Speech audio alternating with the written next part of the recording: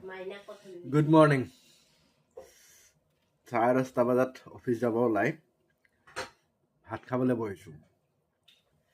মানে কইনা যাব মাহীয়েকহঁতৰ ঘৰত চ' তাই ৰাতি নাহে ৰাতি নাহে মানে 11টামান বজাত আহিব আৰু চ' মই বোলো মোৰখনে তেতিয়াহ'লে তই এটা কাম কৰিবি ৰাতিপুৱা ভাতটো বনাবি ৰাতি ভাতটো বনাই থৈ যাবি একেলগে ফ্ৰিজত কি বনাইছে জানা মই দেখাই আছোঁ দালি মাছ এইটো হাঁহ চব্জি আলু পিটিকা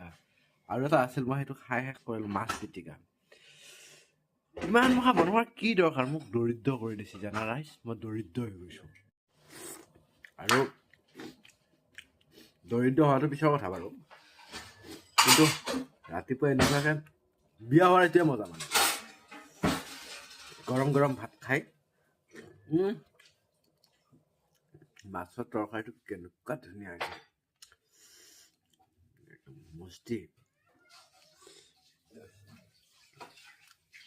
খাই লওঁ খাই লৈ উঠি যাওঁ আৰু অফিচ